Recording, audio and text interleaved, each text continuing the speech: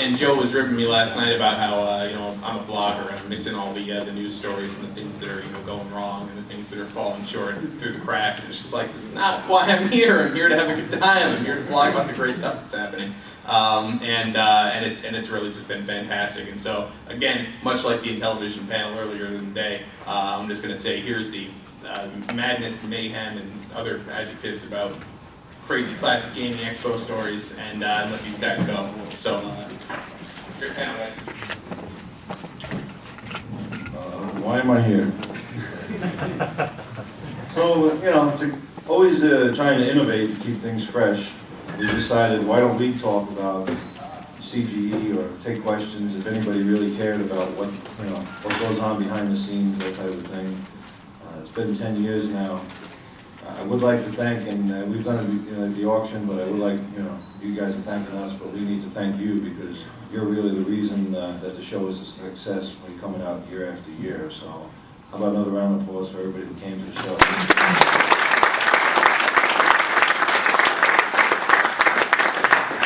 We don't really have any kind of game plan up here. We just figured, you know, why not answer some questions, tell some stories, that type of thing.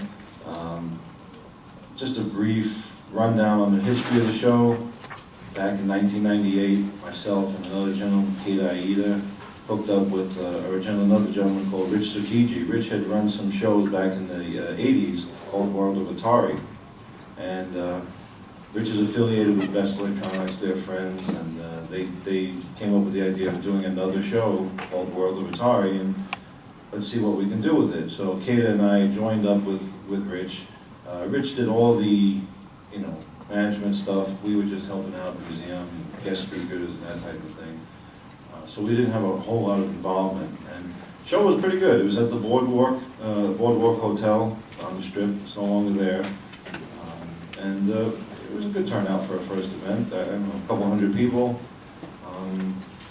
So we had a lot of fun with it.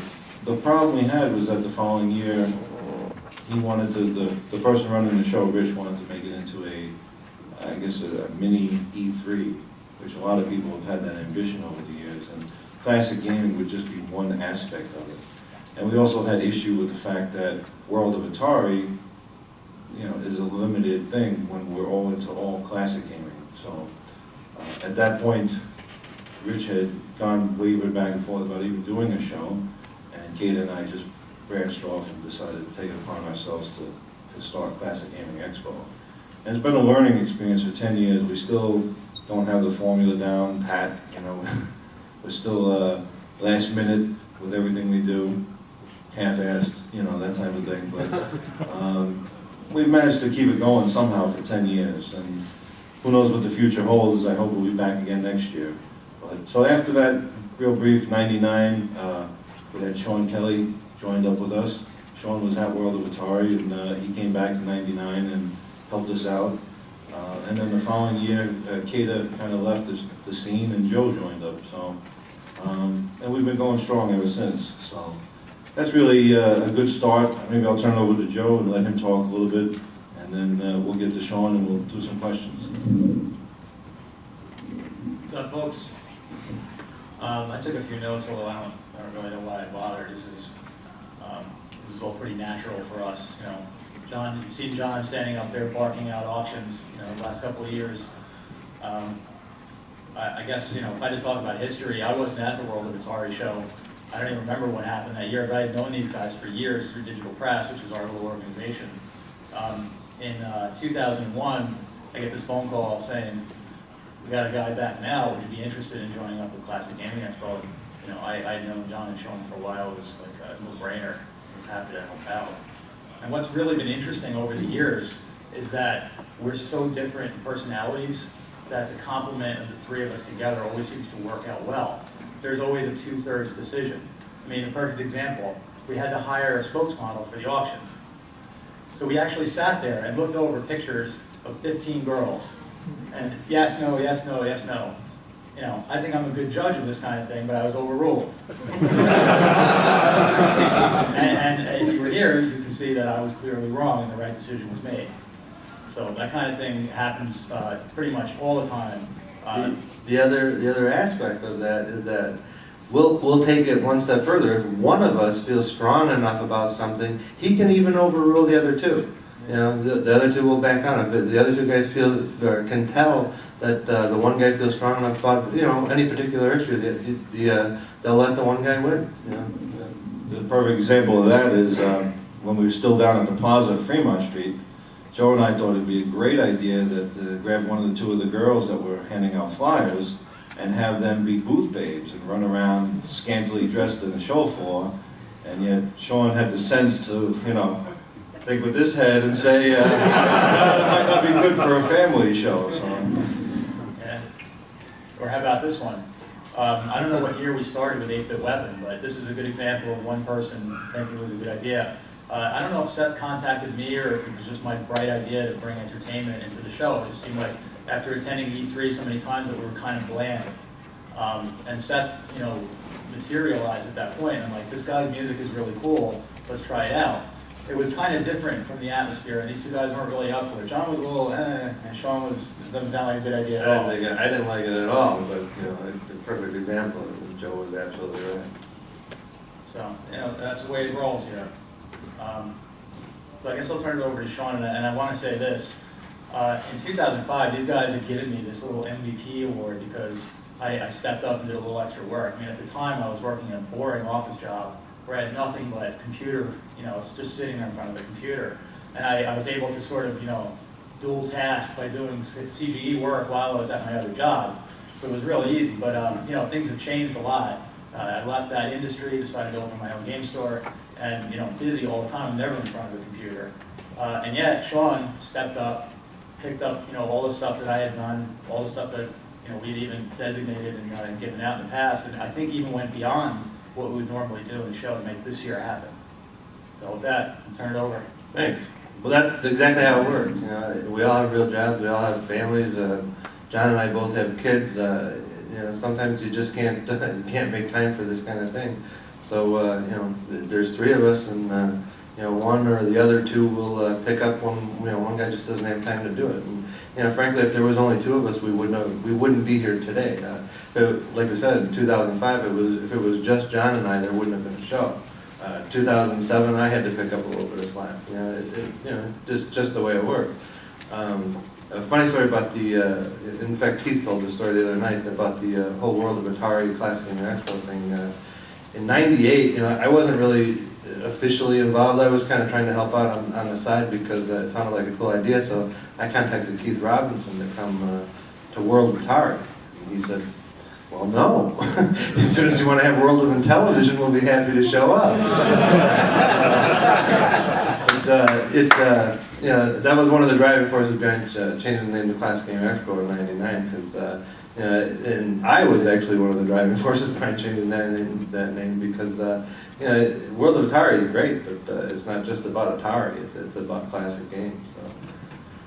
So that's about all. I mean, you know, we could sit here and rattle off a bunch of stories. You know, you read some of them in the. Yeah, Scott, I'll take care of you later. Scott's back there heckling me. But we could rattle off stories. We wrote some of them in the program. But you know, we kind of thought it would be cool if any of you guys had any questions as to, you know, stories that you heard, or you know, how things are done, or you know, whatever. You know, that we'd take whatever questions you had and be happy to answer them to the best of our ability. Good. How do you guys define the term classic, and how does that help shape the contents of the show? That's evolving. You know, like any other aspect of classic gaming, with regards to the show, that's evolving, and it's we may have our own areas of expertise, and we may all be, you know, much better in pre-Nintendo. But if you look at the museum, it's just how it's put together. We have guys pick up the slack where we can. You know, the Intellivision section, you know, none of us, I like to consider myself an Intellivision collector, but Chris Nyman, you know, he puts me to shame. So why put my stuff on sale? We have, or not on sale, on display. So we have Chris come in and do 10 times better than what I could. The same thing goes, you know, Nintendo. We don't really know very much about Nintendo. I mean, you know, little bits here and there. I mean, we're not, you know, we're not idiots, but you know, we have people filling the Nintendo section. And as gaming and classic gaming is evolving, What becomes classic, you know, we're gonna have people, you know, pick up the slack with the, you know, PlayStation 1 or whatever. I think also part of it you'll see is in the vendors and as well as in the museum, you know, 5 years ago, you probably wouldn't have seen any Nintendo. You know, I think we kind of limited ourselves to Atari and the television, Coleco, and older stuff like that. And obviously the natural progression now is as the show moves on and technology moves on, there are a lot more classic or orphan systems or older systems that are starting to take shape. And if you look at the exhibitor floor, you'll see there's a lot of Nintendo compared to years ago. Yeah. What's the craziest after-party story you guys have? Those records are sealed. Yeah. Yeah. Did you read the Jalapeno Man story in the program? I mean, there's no question that the first party that we ever crashed was the best after party that we've been to, and we try to duplicate that every year by, you know, having bigger and better things at the parties. But there's something about that element of surprise that first year where we had come off of an alumni dinner, which we host on Friday night for our guests, and we were looking for something to do. Obviously, we're standing up there for a while, drinking away, completely blasted, and it's time to do something fun, right, now that we're done. So we got this bright idea, let's drag along as many people as we can, you know, and alumni, and we had you know, just various guests and people who were helping us out. And, you know, everyone's looking for something to do. We heard there was a party up in room, who knows what, 212, somewhere up there. So we headed up with this giant train of people. And this seemed like the right door, right? Let's try it. We knock, and I don't know if Chris is here, but I saw Chris breathing. There he is. I saw Chris for the first time, I think today, from that moment in '99 where we knocked on the door. We opened it up, and is this where the CGE party is? And I see this face just sort of creaking out through the door, look a little sleepy. Yeah, this was the, BAM! That's all we had to hear. John, I mean, you've never seen the human version of Kool-Aid Man before. Yeah!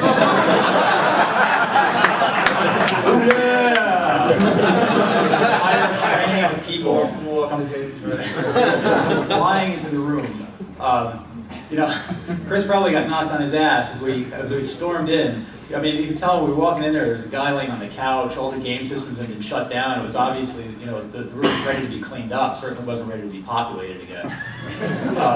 So, you know, we sort of took it upon ourselves to turn systems back on, eat the entire hoagie that was left behind, and, you know, start the party up again. You know, they were great sports about it, too. They didn't chase us out. They didn't, you know, they sort of joined in on the fun. I guess they weren't really ready to end it after all. You know, Sean, at that time, Sean would never drink, but we had somehow coerced him into having a few drinks with us, and he was a real somber version of Sean. You know, like, he wasn't moving around too much. He was sitting there on the couch, and as we're tearing through this hoagie, John gets this jalapeno of the hoagie, just like, for whatever reason, puts it on top of his cap. So just sitting there like that. So, you know, he doesn't even know it's there, and we're laughing at him, and, you know, he's just sort of out of it. At some point during all that, there was a DEF CON convention going on in the same hotel, and they were right across the hall. So, you know, naturally, our door is open, their door is open. I took a walk over, see what's going on over there. It looked like they had a party that was kind of wrapping up, too. So I walked in, and I'm like, hey, you guys want to come over? We got some Ataris, you know, systems going on. We got the incredible Jalapeno Man sitting around. Yeah, I'll never forget this girl, like this spiky-haired girl with all kinds of piercings. Are you having a party? So, yeah, come on over. So, the room wasn't crowded enough. Now we've got, you know, all these kids with the crazy hair and the, you know, the goth clothes, and you know, obviously up for a good time. And we, you know, throw the systems on. We're showing them how to play combat, and we're all into it. And the girl walks over to Sean and she goes, "Do you always wear a jalapeno on your cap?" You know, it's good to hear you guys laugh about it, because I'm not even sure why that's funny. That the visual of it happening, just sitting there like, incredible Jalapeno Man. Something too, you know, a lot of these stories we have, or could tell you, you probably wouldn't laugh, but it's one of those things you had to be there. And you know, something else I remember, going back to that same party, they had this giant hoagie that was, you know, 6-foot heroes that was cut to little tiny pieces, which I hate because they, and Sean and I are completely obliterated standing there, to the point where like we just look at each other and start laughing our asses off. And I picked up a piece of the sandwich, and I went to take a bite, and the meat shot on the other end onto the floor. I threw it down, I grabbed another one. No. That was the meat shot on the floor, but he didn't know it. So he was eating the sandwich. He said, "What the hell? There's nothing on it." And I just remember him standing there looking at me, like losing his mind. I got a question. Have you seen Van Burnham in the past few years at the convention? Yeah, we have, actually. She came in 2004 to the San Jose show with her husband. They came very low key. We didn't know she was coming, and she came in, she did her thing, and she left. Yeah, we thought she might be here this year, but I haven't seen her. Honestly, I don't think I would even recognize her in 2004 if anyone had pointed her out to me. Van Burnham is the author of Super Cape. He had a print book published in 2001. Right, Mhm. right. Back then? So what was the number one reason to come back to Vegas from California? Was it the lack of nightlife after the fact, or It's part of it, yeah. all the crickets is just loud and everything shut down? The way that these things work, the better the hotel, the more expensive it is. And the way that the hotels offset the expense, they require you to fill a certain amount of rooms. And actually it's room nights. Here our requirement was 514 we had to fill. We didn't make it. In California, in Burlingame, we were at the Hyatt Hotel, and it was a really nice place. I don't remember what the requirement was, but we didn't even touch it. I mean, we couldn't come close. And the problem is that in California, the idea behind going there in the first place was that there's a much bigger local collecting crowd. So we thought we would get all these extra local people. Then we would have all the people who were flying in, so we would get a bigger crowd. We thought we'd get more alumni because it's in the Silicon Valley, where a lot of those guys still live. The problem that we ran into is that we lost a lot of people who were flying into Vegas just because it was a cool place to hang out. So we got a bunch of local people at the show. Nobody was taking home hotel rooms because they were just going home at night, and we couldn't meet the room requirement. Not to mention the fact that there's nothing to do. In San Jose, they roll up the streets at 9 o'clock. I mean, there's nothing going on. So it's really just got to be Vegas. There's something to do here 24/7. And we don't, I mean, the show runs what, 8 to 10 or 6 to 8 hours a day, and after that, I mean, there's got to be something to do. It's just, and Las Vegas is just perfect for that. And we get all the people that are using this as part of their vacation, and it turns out that the alumni that we thought we were going to get in California, we did get extra alumni, but a lot of the alumni told us, hey, we like to go to Vegas. So it wasn't as much of a draw as we thought it was going to be going to California. But we don't necessarily regret trying it. It was worth the effort. So is it a pretty safe bet that we're going to be out here in Vegas for the foreseeable future? Yeah, we won't go back to Promise you we won't go again. I remember we were talking about the alumni and everything, and that was our intent. We said, oh, geez, this is where the industry was born. How could we not have 1 million people come to the show, all these locals, probably one out of every, in our warped demographic numbers that we had, yeah, 1 out of every 2 people is probably interested in classic games in California, But obviously, we had more locals and we lost the fly-ins and the vacationing people. And I remember San Jose that night was, during the day, downtown was a ghost town. I remember in San Jose, I forget what day it was. It was Friday. I think it was Friday afternoon at about 4:30 in the afternoon on a Friday. I literally stood in the middle of the street outside the San Jose convention. In Chicago, I would be killed in 3 seconds. But in San Jose, there's nobody there. I mean, I'm standing in rush hour on Friday afternoon, and there's no cars. I think that's where they filmed that movie, 28 Days, where the guys walk. But it is true, and I remember Alan Miller, the alumni, one of our alumni saying, he says, yeah, it's all right, but I have to go home at night now. I can't, you know, I can't hang, so. And honestly, we started asking people, we were asking you guys and the alumni, and pretty much, I would say 95% of everyone we asked said Vegas, that's where we wanted, so. We listened, you know, and from here, the only place we're going is out of business, so we'll be here as long as we last. Did you start taking requests like on the second year, or did you just say, you know, we'll try it again 2 years going, or did you get all the input on the first year and say we're gonna still come back here the second year anyway? Well, when we went to California, Because you guys are after 2 years, right? yeah, we just figured San Jose wasn't the right place to be. So again, trying to regain some of that audience of vacation people. Well, if we go up to Burlingame or San Francisco, they could go into San Francisco at night and go to Fisherman's Wharf or whatever, you know, spend time in Alcatraz, you know, whatever. But even that didn't really pay off the way we had planned.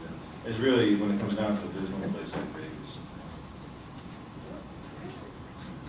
I mean, just out of curiosity, how about even a place like New York City? I mean, that would be a step up in California, in my opinion. Again, we get into costs, you know. Okay. I live in New York, so I can tell you, Yeah. forget it. You know? not to mention that I know Joe would not survive another cross-country road trip with Scott. We love all of our friends, you know. But, so, yeah, that's the problem with that.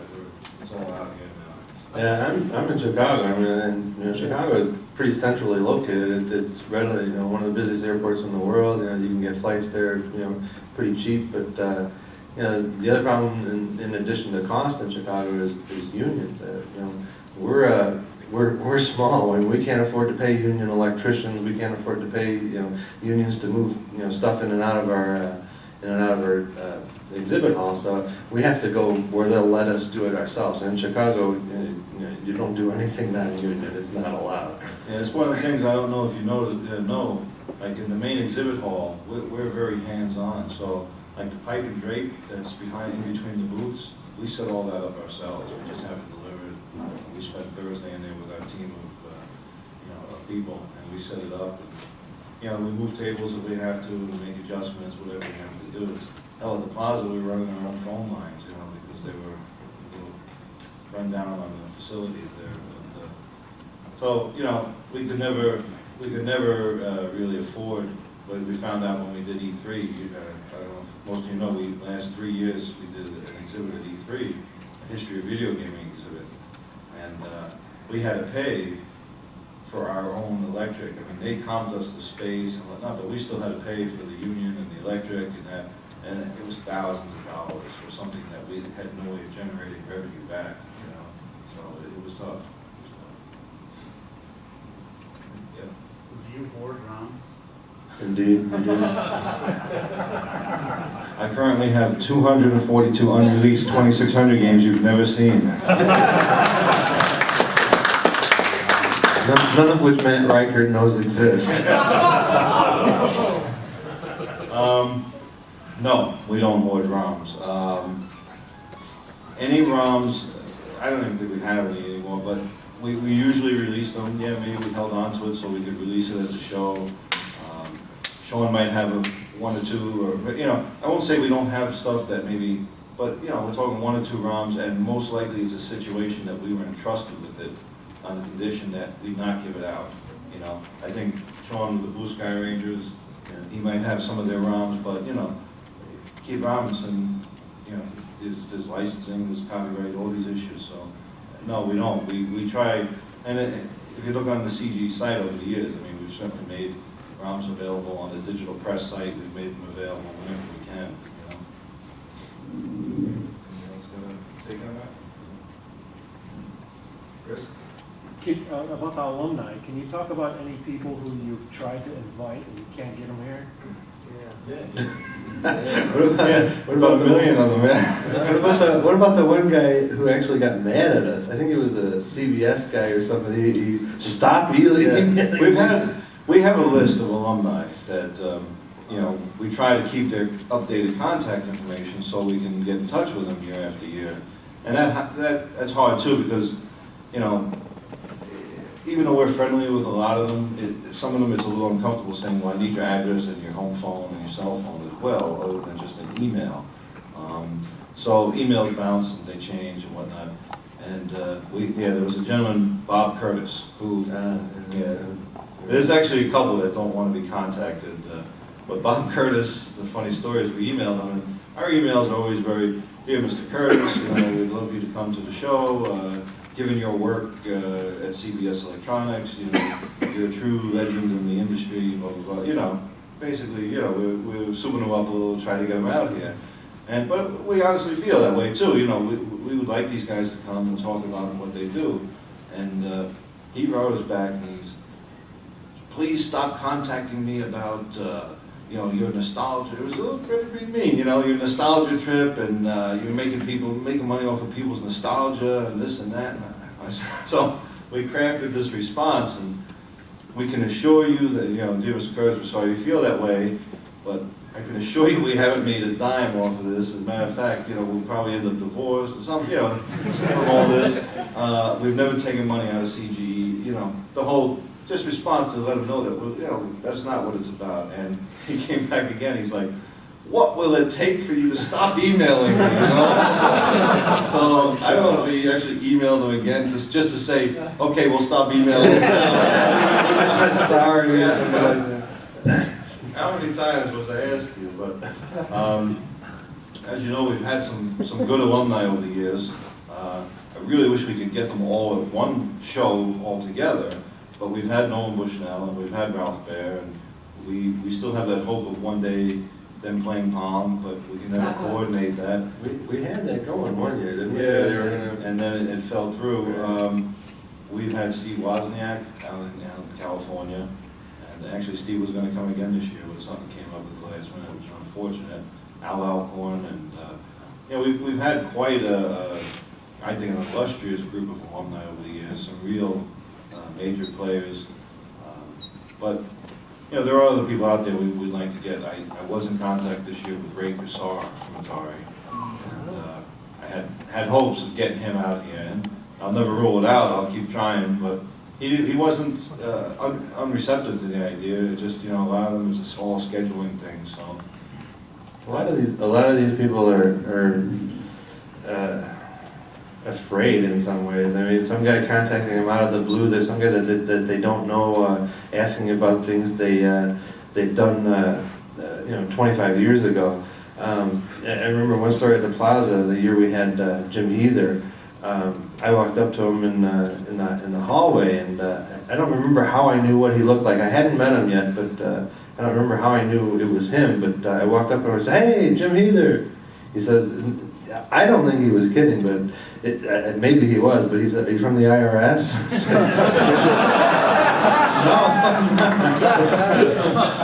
No. But not only that. Like John's famous for his ways of approaching people. He'll walk up to some guy completely out of the blue and say, "Hey, you did the artwork for Hero on the 5200 version." The guy just looks at him like he's a psycho.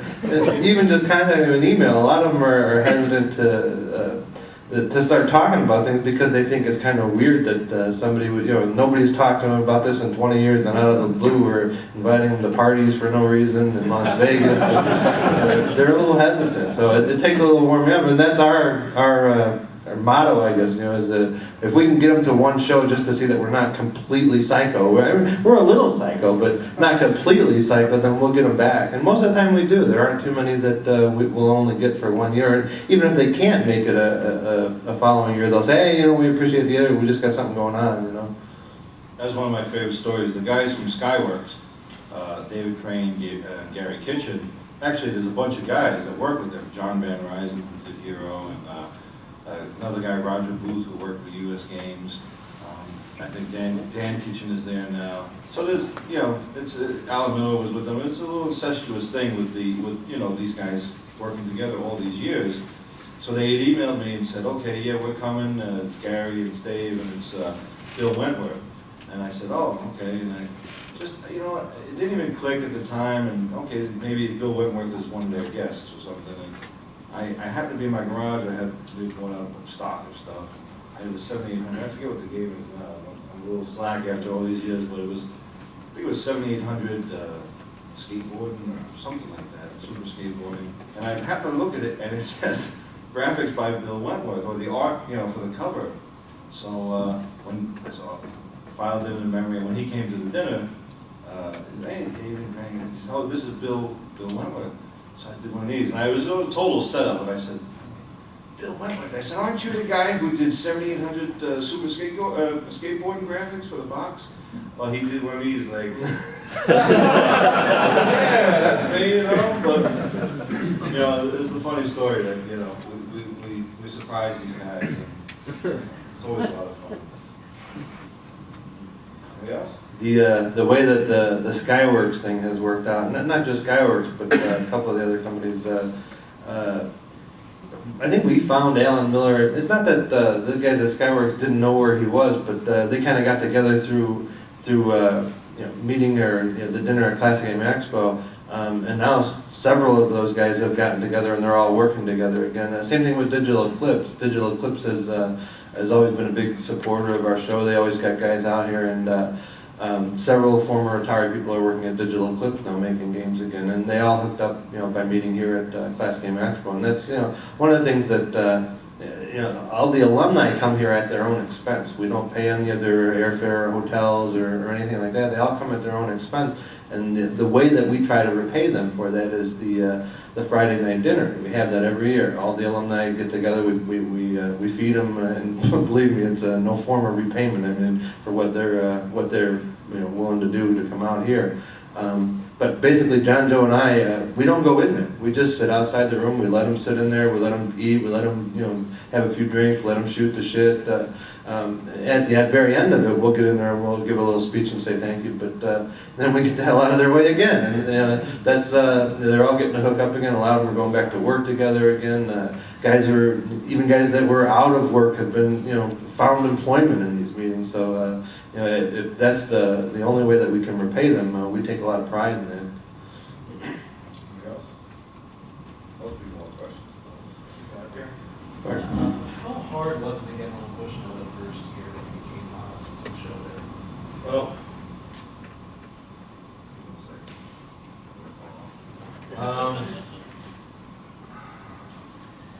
yeah. This could lead to like worms coming out of the can, but it was tough.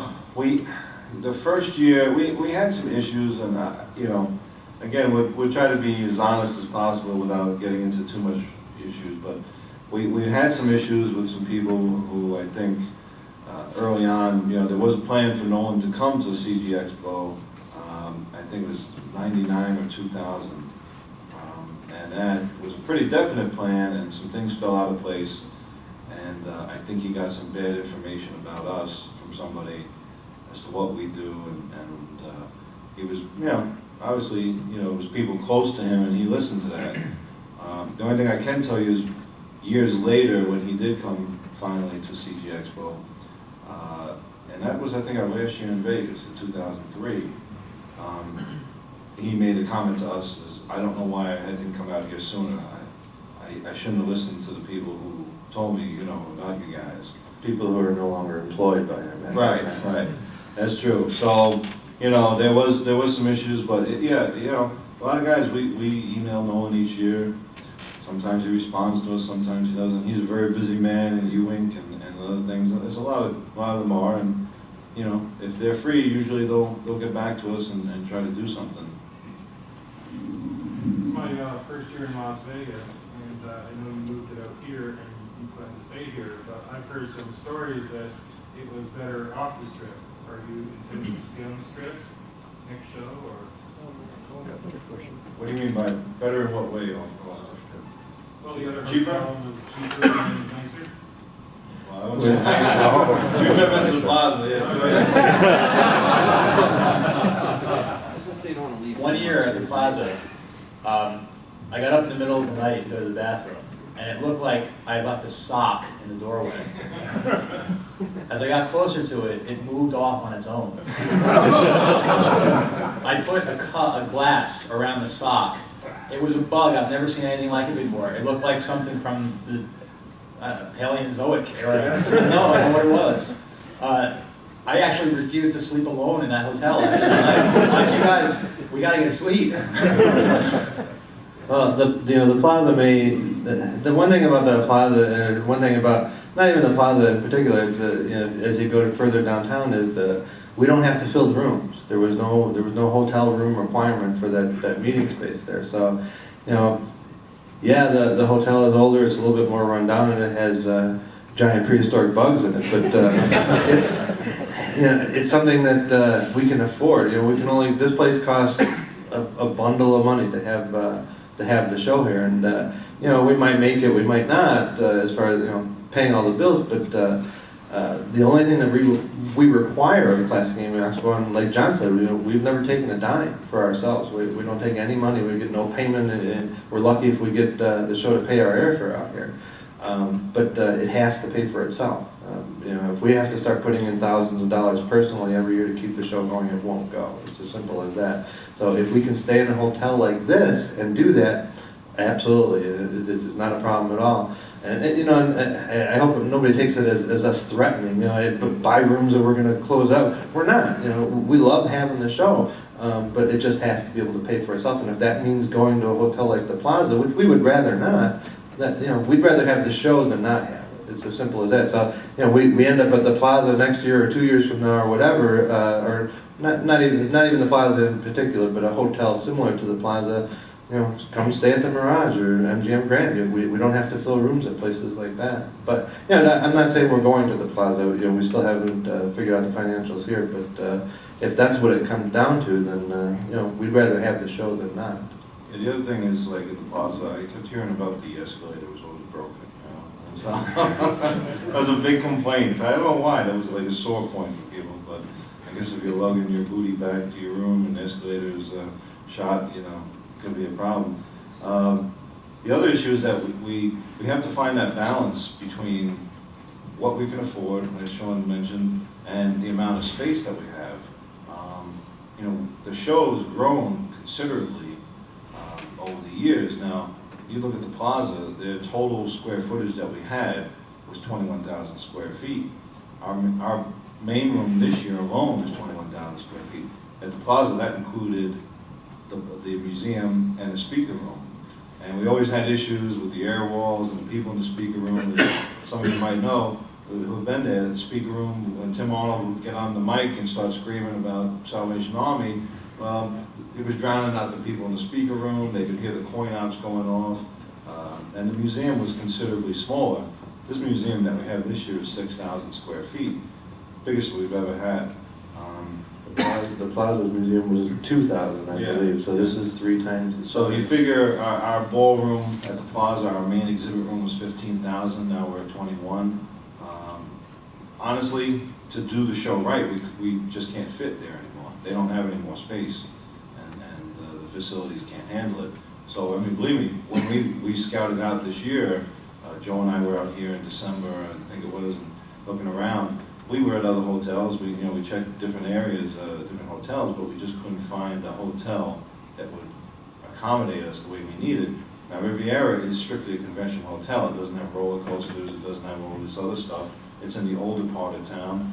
Obviously, this hotel's being torn down around us, and we asked right away about, will the Riviera be here in the years to come? But I think it will, is because all they do is conventions, and they're unique in that I think they're the only hotel really in Vegas on the Strip that does strictly.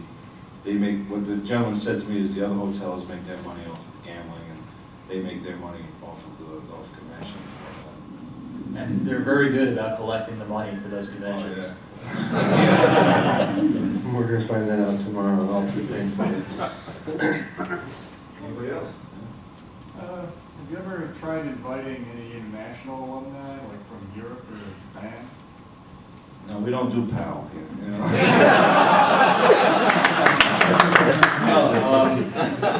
I'm never opposed to that.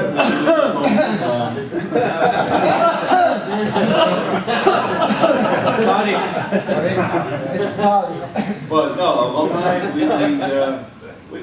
it's hard because we really just don't have the contact information. Here in the U.S., I have no problem punching some of these numbers in the directory. you know, calling them at home and, hi, I'm from Classic Gaming Expo. Well, in the UK, you know, it's not that easy to pull up a UK number or find an email, that type of thing. So certainly, if we're turned on to their contact information, we'll pursue it. But if you have anybody, feel free to send it our way, you know. What else? Way in the back. I think everybody will find this amusing. I was at the plaza earlier for another event over there. Compact. The escalator is still broken. Yeah, I don't think they'll ever fix that. They've been waiting on a part since 1972. Yeah, all right. It's one of the attractions. Anybody? I was just saying, in that vein, you know, we could stay at a place where everything was perfect, because it costs you $300 a night. Yeah, I'm We sorry. could stay at a place that's perfect, but we're going to each pay $300 a night to stay there. Right. So, Yeah, I mean, we have some issues with what, you know, the way things went down this year with the housing here. We've heard some stories and complaints that the rooms, you know, the rooms are, you know, obviously you can stay elsewhere cheaper, but it was supposed to be attractive enough that we could pull the amount of people. And we heard some stories that people weren't getting a room that they had planned or something like that. So this is all stuff we'll be fighting tomorrow to try and rectify before we have another show here next year. You know? Your cost is, you know, one of the most important things we take into consideration when we're trying to find a location. You know, how much we can get, or what's the best price that we can get for a room for you guys is, you know, one of the first things that we ask. And you know, it's like you said, I mean, we can go to the MGM Grand. You guys are going to pay $300 a night to stay there, but we can go if you want. You know, I don't think you'd like that very much. And you can go to more expensive places and solve problems. I mean, we're at a more expensive hotel, and the first night, the people in the room next to us just decided to keep making noise all night. I mean, they were just playing poker in their own room. And Was that you? We called security, and security finally got them to shut up, and then we went down and talked to them and said, is there anything you can do? And they said, well, we can't kick them out, but if you want, we'll move you. It's like, okay, we've unpacked everything.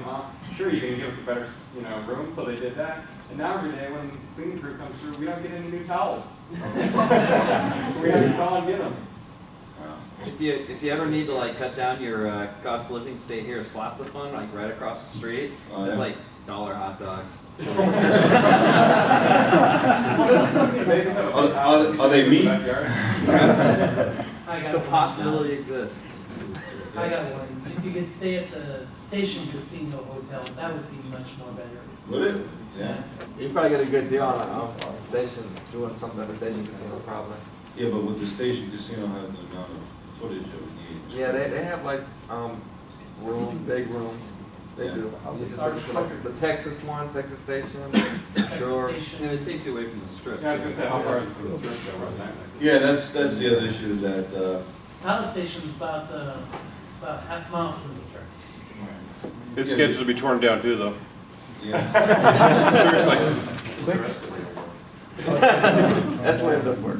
One other thing to consider, you know, with all this talk about moving, is it's because we're constantly moving that there's ever a problem. You know, we're only as good as the process that we have to make things happen. The reason why we've gotten better over the years is because we have such great volunteers that have basically become our union. You know, we've got Don Rogers and Larry Anderson and Albert Keel, Chris Chandler, and these guys, you know, they're part of a team now and understand the process, but when we move, the process changes. How you deal with the hotel changes, the way the rooms are laid out, it changes. So we have to relearn every single time, and the constant jumping around makes it difficult, and that's going to translate to a lesser show. You know, if we're here next year, I promise you it'll be better than this year. Okay. The other thing too is, you know, I personally feel that the jumping around really didn't help us as far as attendance, you know. Every year, August at the Plaza, you know, Classic Gaming Expo. Now we're in San Jose, now we're in Burlingame, now we're off for a year. And now we're back in Vegas and we're at the Riviera. We really need to find a home that it gets back to the point of, you know, on your calendar, every August in Vegas, you're going to be at the Riviera and the CGE will be there. So that's one of the factors that we also consider is that we need to start building up and and making it a regular event. I think one of the magazines I read this year even had us listed as being back in San Francisco. And the date, oh yeah, CG's back in San Francisco this year. Well, yeah, right. I don't think you're looking for us there, but. Yeah, we would love for, towards the end at the plaza, it was like, it just kind of ran itself because we had been at the plaza so many times. Does this phone jack work? Oh, John fixed that one last year, it's good. Do we have to run a cable behind this rug? No, it's still there from last year. Stuff like that, but like Joe said, here we are at the Riviera, we have no idea, we couldn't even find the ballroom the first day, it takes a little getting used to, and that's what we tell these hotels when we come and talk to them too, we're looking for a home. We'd like to stay at the same place every year so we don't have to be, worrying about relearning everything, the next year, but, they kind of got to give a little to keep that, and, that's the whole negotiation process. Yeah, not necessarily as organizers, but just as attendees yourself. What's your favorite part of CGE? There's a lot. The favorite, I'll be honest with you, I think the museum. Yeah. To me, the museum is just a tremendous effort. And it follows in the whole vein of what we feel CGE represents as far as community. CGE doesn't just happen because of the three of us, it happens because of all of us here. And the museum doesn't happen because we have a bunch of stuff, it happens because everybody chips in and brings stuff to the museum, and it's comprised of multiple individuals. And I think that best represents us coming together as a community to help, put on a great show. Who here hasn't seen John run the auction? I mean, if you've missed the auction, you've got to be here next time. John's show will rival anything else you would see in Vegas. I mean, I don't know what these magicians are doing that they're playing every week, but... Even Lacage? Haven't you done that too? Yes, actually. To me, that's my favorite part. I mean, the CG on Saturday to me is like, great, we got the job done. We're running the show. But the fun doesn't start for me until that day is over and we get in that auction room. And, obviously most of you have seen it, so I'm sure you understand where I'm coming from. I'm kind of with John in the museum, but another aspect of it is the people. So much of the classic gaming community is based on, I don't even know if I can pronounce this word, anonymity. That's pretty close. And you don't ever get to put a face to the people that you're talking to. Over the years, I don't know how long it was that I dealt with John over the phone before I actually saw his face, and he looked nothing like what I was expecting. Yeah, I'm sure he had the same thoughts about me. But to me, it's being able to put faces to the deals that you've made and things like that. And I've said to John many times that I don't even want to. It's not that. I guess I shouldn't say I don't want to. I don't even need to organize the show. I just want to go. That's what it's all about. I just want there to be a show. So if nobody else is going to do it, I'll do it. Me, John, and Joe will put it on. But I just want to be able to go. That's all it is for me. With so many of the new gen systems, the Wii and say Xbox and the 360, having basically shop stores where you can purchase older games, do you see that affecting classic gaming in terms of popularity, maybe a resurgence of such? A renaissance. These guys they have gaming stores. Yeah, this comes up all the time in my store. I kind of look at it as there's two different types of people, and you might overlap in some ways, but there's a type of guy that wants that physical thing in his hand. You can call it a collector if you want, or you can call it a nostalgic person, but you want to see the games lined up on your shelf. You want to be able to take the cartridge out and plug it into the system. There's something about holding the joystick with the one button that beats anything you would ever do on a PC or some simulated Wii controller. And then there's the other guy who likes the convenience. Now I can just click a button, my credit card's charged, and I can play Super Mario on my TV. Both of those are great things to have. And in our cases, I'm sure at least with Sean and I, we're both. Like, I like having both the games, you know, sitting on my shelf, and I like to be able to have the convenience of playing it whenever I want. But, have you noticed like an increase in demand since like maybe the Wii came out? Maybe like somebody notices and all of a sudden, you know what? Now I miss it. Now I want the real stuff. Like maybe an increase in demand in the stores because of this forefront end older gaming for the mainstream. I really haven't, you know, but my store is, I'm a little different from Joe. Joe is a much more modern crowd than I do. My store is probably 50 to 60% classic gamers. And you know, I use the term classic kind of loosely as far as this crowd is concerned. It's you know, NES, Super NES, Saturn, Sega CD, you know, 16, 32-bit Dreamcast we do pretty well with. You know, and I sell PS2 and Xbox, and you know, I certainly would never get rid of it. But I have a lot of classic guys, and most of those classic guys, you know, even though, like you say, you may be able to download Mario Brothers on your Wii, you could download all that stuff on your PC for years. You know, the Wii is nothing really new to a computer savvy person. They could have been playing that for years. You just have to have the console. There's something about, you know, sitting in front of the coffee table with the actual console that the Wii's not gonna do it for those people. Yeah. On the subject of alumni, have you guys ever considered inviting some of the, you know, big name Apple II programmers, for example, or does that get away from what you're trying to do with the Expo? It probably gets away a little bit from our focus. Not that we would ever turn any alumni away, but you know, I think a lot of them, they have their, you know, the computer shows are out there. I don't know how many of the computer shows. I know there's Vintage Computer Festival. I don't know how much they do alumni-wise or trying to get alumni, but you know, certainly like you're referring to Apple II, like the gentleman Jabelli is one of the big names, but I hear he's really hard to get to show up. But we would certainly have them, you know. There's no discrimination just because he did Apple stuff, you know, even though I'm an Atari guy, but it's, you know, the problem is also time. You know, we have probably a list of 300 names that we contact, and most of them, you know, just blow us off, but it really boils down to we got to send out invites to every one of them and follow up, and that in itself takes a tremendous amount of time. If we have contact information, I can assure you we will try to get them, as we had, you know, Steve Wozniak. You know, I mean, aside that from his tie-in to, you know, what he did, you know, in the old days, you know, Apple was a big part of that, so. Anybody? Anything, it's your chance, anything controversial you want to ask?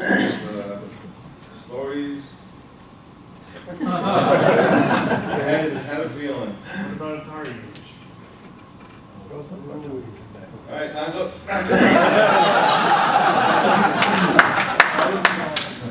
What about Atari? Over the years, now how can we do this right? You know, when you collect, and Sean mentioned about, you know, the anonymous aspect of things, dealing online, and you know, it's a lot of times it's the nature of people to compete and to get into issues where they're competing and spending money, and you know, it can get nasty. I'm sure like anything you would do or any hobby, things develop or whatnot that, you know, it could turn ugly. We had issues with Atari Age, we're not going to lie about it. You know, they I guess broke down over the years our type of relationship that we had. There was a couple of things that occurred. Well, there's a lot of things that occurred, but you know, at this point, I'll be honest with you, I think we could all safely say that Atari Age was almost here this year. We invited them to come back. We even offered them a good deal to come back as a olive branch. We were, you know, time heals all wounds, and one of the things, and again in that same respect, is the online community tends to promote this, I think, you know, competitiveness and constant, you know, showing off of this and that. And, You know, personally, speaking for myself, most of you, if you're on the boards, you'll see that I don't really post very much, whether it's on DP or Atari, even though I am on both. I've kind of pulled myself back out of the community to an earlier time when I didn't even really know what the internet was. And I just, not for any particular reason other than I don't have a lot of time, and there's also a lot less aggravation, I feel.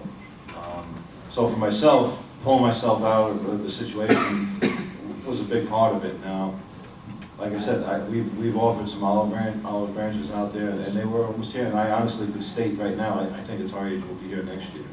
So, I don't know if you guys have any other add-on to that. Anybody who knows the classic gaming community probably knows that John and Kurt Vendel don't get along very well. It's not, and it's not even because they don't like each other so much. I mean, maybe they don't, but you know, if they get together, they're, hey, what's going on? They shake hands, you know, they get along.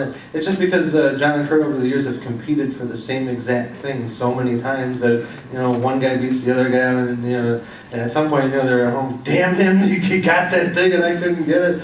You know, the whole thing with Atari Age started because of something something similar to that, you know. Competing for the same thing or this and that, and you know, I met with Albert at Midwest Classic this year, and you know, first thing I walked up, hey, what's going on? And right then and there, he said, yeah, we're going to try and come out to CGE this year, but you know, it's all about rumors, and you know, but as soon as you get together, everything's cool. You know, there was really whatever the problem was with Atari Age, it wasn't as big a deal as it was made out to be, and you know, everything's cool. As B&C Computer Visions came to CGE once or twice a year. Well, B&C I think has been with us every year except this year. They had some issues that forced them to drop out at the last minute. Bruce's, I believe his daughter, or daughter-in-law is... His daughter Amber. His daughter Amber is pregnant, and she's about 7-8 months along, but she is to the point where they had to keep, you know, I don't know if the baby was too big or something, but she had to stay off her feet, and basically, you know, she's bedridden now to the time that the baby comes, right? Am I right, Glenn, with that? Yeah, and it's our first child. Yeah, so they were short-handed, and they had some other thing going on where they were going to have to travel to another family event last week. There was no time for them to prepare, so that's why they didn't show this year. But I would, again, I would expect them to be back next year in full force. Yeah.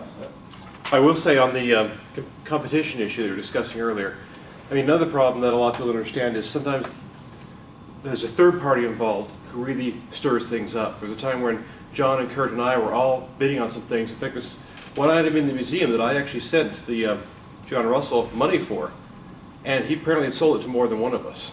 Yeah. And it's like a race condition, whose money gets there first. And that can make bad feelings. I finally decided that it was not any of these guys who was the problem. The problem was the seller, but that really, it can really make some long-standing hard feelings for some people. And I wish I got it, but I just wasn't fast enough, so I just... That's exactly how it goes, and you know, the people who are selling can often, you know, cause an issue as well, as far as trying to get the most that they can for their product. But I think that a lot of the bad feelings date from things like that when we were all kind of used by different people. Sure, absolutely. When did each of the three of you start collecting?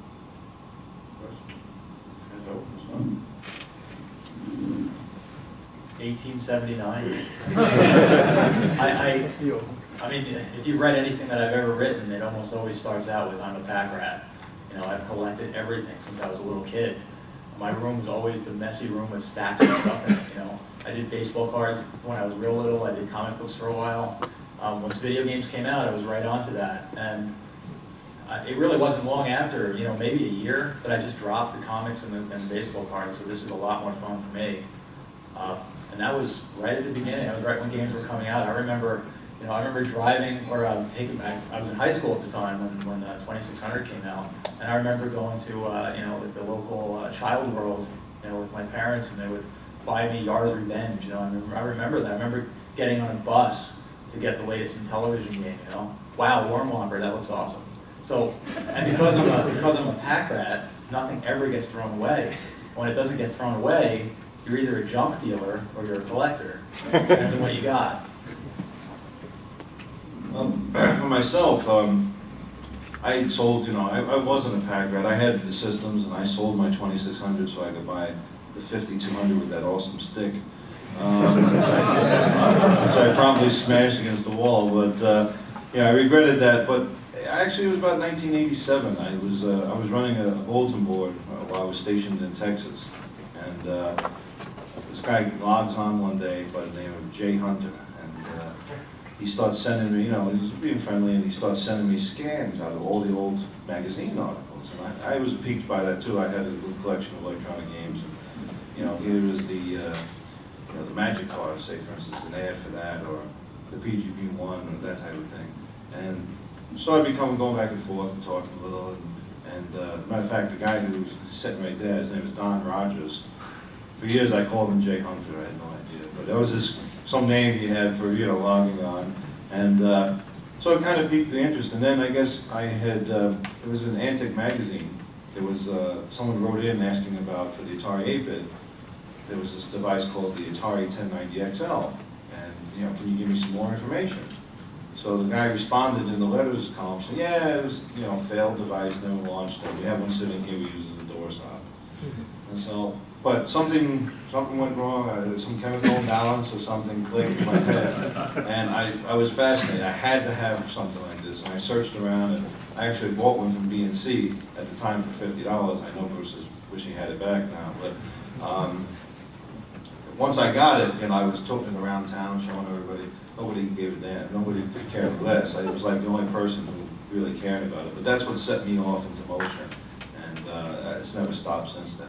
I guess we could tell the story. So, I think it started between Joe and I that who's the hottest video game babe? Was it Kimberly, or who was hotter? Was it Kimberly from Space Ace or Daphne from Dragon Slayer? Because, like all geeks, we don't like real women, They need cartoon. Yeah, we wouldn't know what to do. We need cartoon women to fantasize about. So, Joe's stance is that Daphne is better. Mine is that Kimberly is better. So, this debate went on for some time. And we happened to be at E3. And we weren't exhibiting that. We were just there, scanning free stuff. So, Yes. Yeah. So our museum coordinator, Larry Anderson, happened to have the misfortune of being around us, being drunk, and we crashed some party at E3. I forget the company's name. They did that spyware stuff. Yeah, but they had something up there. There was a little room, and we were drinking. Big surprise. And the bartender was, I remember. We had some signature drink she made called the Purple Nipple. I don't know what was in it. But it was good, so we downed many of them.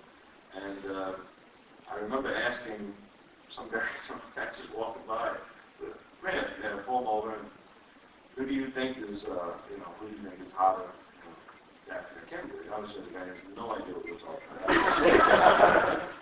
And we tell you have to pick, you have to pick. Well, I don't even know what, it was again going to one of those things that, you had to be there. This is really not funny. The only funny part about it is, whatever he said made me laugh my ass off, and I ended up spitting my drink into Larry Anderson's face. To this day, he will not let me live down that I sprayed whatever I was drinking into his face, and that's the big debate. So hands up. Let's see. So I'm going to go on John's side. Hands up, is Kimberly the hotter?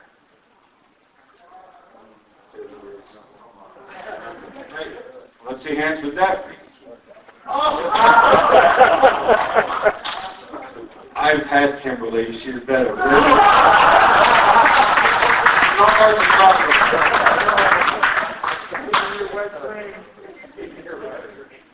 Anybody else? Could you tell us anything about your E3 experience with the CGE display there? Any stories or anything?